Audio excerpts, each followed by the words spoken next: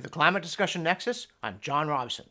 And after saying hello to our friends in Israel, I'm happy to announce that we now have a podcast as well as these videos, and of course our email newsletter, to which I again urge viewers everywhere to subscribe in case we get deplatformed for climate heresy. For instance, because I say stuff like, hey, remember the Great Barrier Reef? That gloriously photogenic natural thing that died out right after Al Gore and David Suzuki killed the polar bears? Well, it's not dead either. Quite the contrary. Marine scientist and academic freedom champion Peter Ridd reports that the Australian Institute of Marine Science says the amount of coral on the reef is now at a record high. The Guardian newspaper brushed mere facts aside to whine that the World Heritage Committee refused to put the Great Barrier Reef on its in danger list after a global lobbying effort from Australia, rather than because the reef wasn't in danger. The point being, not only does climate change only ever cause bad things, but even bad things it doesn't cause prove it's a crisis. Now here we want to mention, the Institute's only been monitoring the reef since 1985. So to avoid being part of the crowd that says hottest year ever or least ice ever, and then you discover they only look back a few decades, or 100 years if you're lucky, we need to be clear that we don't know what the Great Barrier Reef looked like in 1485, or in the Roman warm period, which, yes, wasn't just warmer than today, but was also a thing on both sides of the Atlantic. But we certainly did know that those past higher temperatures didn't wipe the reef out, and we know that predictions of the supposed massive human disruption of climate starting 50 years ago, or 100, or both, was turning the reef into blanched dust, were just more absurd and now exploded hype. And by the way, the people at that Marine Institute do believe in global warming, and they think it's dangerous to reefs, but they also believe their own eyes, which is surprisingly rare in this discussion. For instance, Facebook keeps warning people not to believe us, including offering a chance to see how the average temperature in your area is changing. If you want to accept their invitation to explore climate science info, you'll get such vital pseudo-information as, quote, the cause of climate change is widely agreed upon in the scientific community, and, quote, the cost of renewable energy is dropping rapidly, and, quote, overall polar bear populations are declining because of global warming, end quote. And then, in our case at least, this chart, which cunningly turns no temperature increase between 1950 and 2000, then one sudden jump and then more flatlining, into an ominous trend that's about as real as the extinction of polar bears and the Great Barrier Reef. And by the way, the high in Ottawa on the day we filmed this video, in the middle of summer, was 24 degrees Celsius. But, to return to the reef, without letting go of that chart, I want to stress this sleeper issue about when man-made climate change supposedly started, or when its harmful effects supposedly started. You might think it's obvious. Shortly after the middle of the 20th century, when the cooling trend quite visible in that Facebook chart ended. And of course, yes, much of the scary rhetoric focuses on the last 20, 40, or 60 years. But others think it was longer ago, including Facebook, which started its chart in 1950 and has it rising relentlessly. And also advocates of regenerative agriculture, which I'm not here to ridicule. I practice it in my own backyard. But in her book, Cows Save the Planet, Judith Schwartz writes, quote, oil, coal, and gas represent one source of emissions, but over time the greater culprit has been agriculture. Since about 1850, twice as much atmospheric carbon dioxide has derived from farming practices as from the burning of fossil fuels. The roles crossed around 1970, quote. And in Growing a Revolution, David Montgomery says, quote, by 1980, roughly a third of the carbon humanity had already added to the atmosphere since the Industrial Revolution came from plowing up the world's soils, primarily in the Great Plains, Eastern Europe, and China, end quote.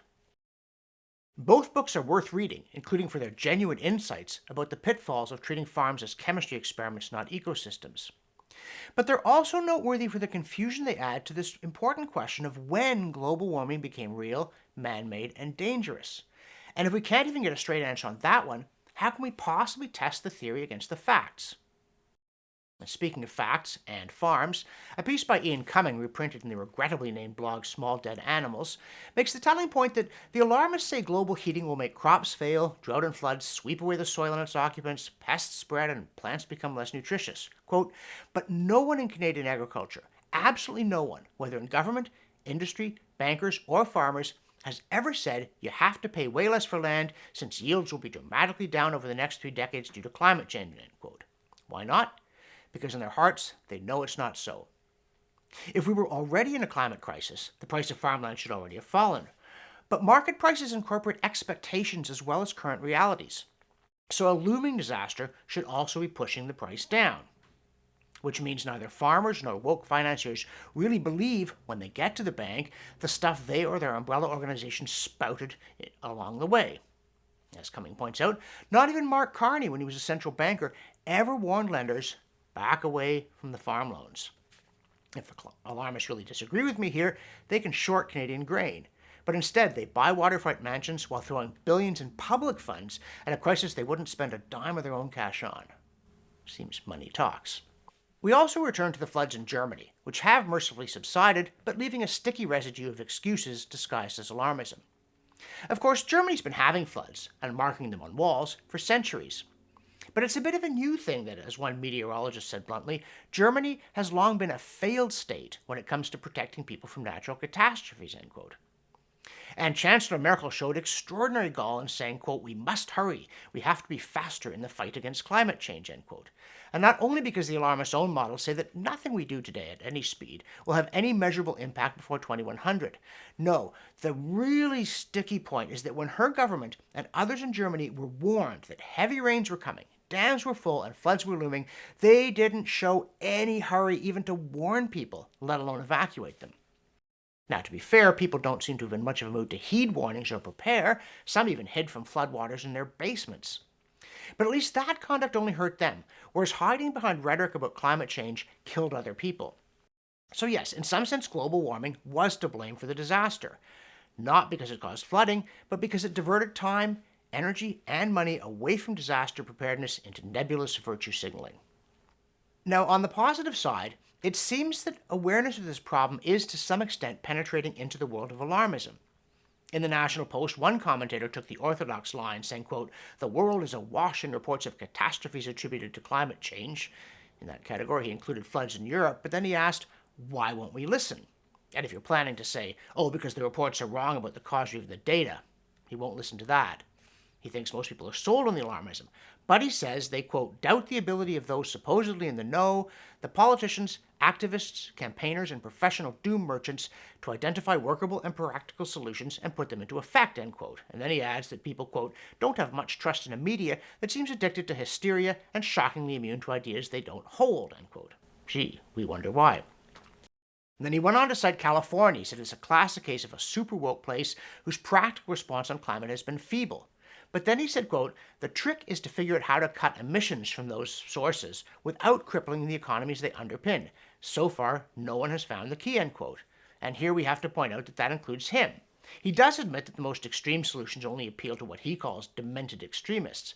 But then he's got nothing less drastic to offer that might work. As an aside, as professional and amateur chefs discover plans to shut off their natural gas stoves, there's a pushback shaking the city councils of the wise, which gives you some idea how much genuine popular buy-in there is on fighting climate change. And for those still wondering why, Tunku Varadarajan cites noted science writer Matt Ridley's distinction between science as a philosophy and science as an institution. Because when people like President Biden say, "I believe in science," or the Post writer says, "the science is legitimate," they're not referring to the process of rational inquiry seeking to disprove hypotheses. They're talking about an orthodoxy enforced by scorn and ritual humiliation of dissenters, which is something ordinary people find distasteful for obvious reasons, including but not limited to its hypocrisy. If alarmists want to restore credibility, we think they should stop peddling junk about increases in extreme weather. But if that's too much to ask, it would be nice if, after telling us the planet's ablaze, they could point to a working fire extinguisher, or at least tell us which corridor it's meant to be in. And speaking of junk weather, we continue University of Guelph professor Ross McKittrick's look at Stephen Coonan's landmark book Unsettled, What Climate Science Tells Us, What It Doesn't, and Why It Matters, in this case with a look at Coonan's take on trends in hurricanes, wildfires, floods, and so on. And Coonan's take is that journalists and politicians are distorting government reports that themselves distorted the underlying data, while institutions, including the National Academy of Sciences, that were meant to stop this kind of thing, stood by silently. Finally, as always, we present a couple of items from co2science.org. The first asking what would happen to agriculture if we really did manage to lower atmospheric CO2 by looking at how some wild forerunners of modern C3 and C4 photosynthesis crops responded to the last glacial maximum level of 180 parts per million and the pre-industrial 270. The result was dramatic declines in yield, which if it happened again would mean hunger and death. The other took a narrower and more hopeful look at what was likely to happen to Canadian crop production if CO2 kept rising, and found that contrary to the usual alarmism about surging pests, wilting crops, and nutrient loss, it would be hugely beneficial. For the Climate Discussion Nexus, I'm John Robson. Subscribe to the podcast and the newsletter.